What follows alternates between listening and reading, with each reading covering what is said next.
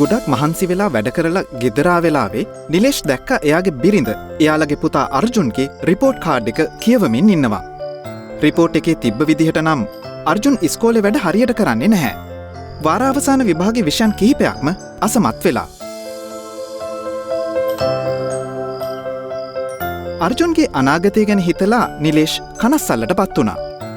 ඒ වගේම මීට වඩා හොඳට ලකුණු ගන්න මහන්සි වෙන්නේ නැතුව අර්ජුන් හැම වෙලේම සෙල්ලම් කරන්න යන එක ගැනත් නිලේෂ්ට ඇති වුණේ කලකිරීමක්. යාළුවොත් එක්ක බයිසිකල් පැදලා අර්ජුන් ගෙදර ආවම නිලේෂ් ඔහුට බැන්නා. මීට වඩා හොඳට ලකුණු ගත්තේ නැත්නම් ආය බයිසිකල් පදින්න යන්න දෙන්නේ නැහැ කියලා තර්ජනය කළා.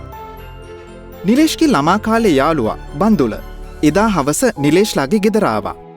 අර්ජුන් හරියට පාඩම් කරන්නේ නැති එක ගැන එයා හරිම තරහින් ඉන්නේ කියලා නිලේෂ් බන්දුලට කිව්වා.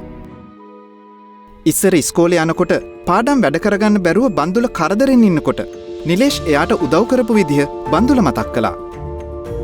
බන්දුල එක කතා කළාට පස්සේ කොහොමද අර්ජුන්ට උදව් කරන්න කියලා නිලේෂ් හිතන්න පටන් ගත්තා.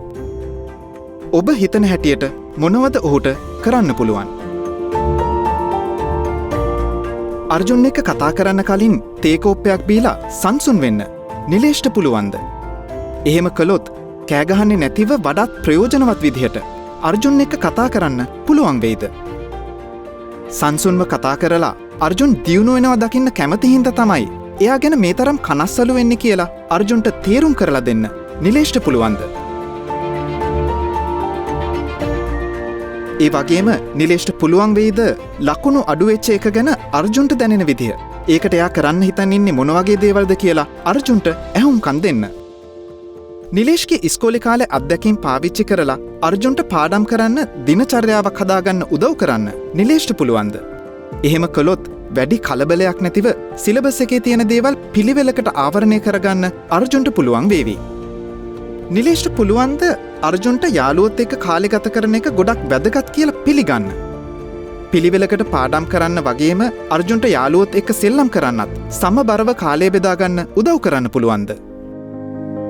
කාලෙන් කාලෙට අර්ජුන්ගේ ප්‍රගතිය ගැන හොයලා බලලා වෙලාවට ගැලපෙන විදිහට අර්ජුන්ට උදව් කරලා එයාගේ ඉගෙනීම දියුණු කරගන්න උදව් වෙන්න නිලේෂ්ට පුළුවන්ද? ඔබ නිලේෂ් නම් අර්ජුන්ට උදව් කරන්න මේ කියූ දේවල් වලින් ඔබට කරන්න පුළුවන් මොනවාද? දුෂ්කරතාවලට මුහුණ දී සිටින දරුවන්ට උදව් කරන වැඩිහිටියන් හැටියට වඩාත් ප්‍රයෝජනවත් ලෙස අපට කළ හැකි දෙය නම් එම ගැටලුකාරී අවස්ථාව යොදා ගනිමින් මෙවැනි තත්ත්වයන්ට මුහුණ දීමට දරුවන්ට තිබෙන හැකියාව වර්ධනය කිරීමයි.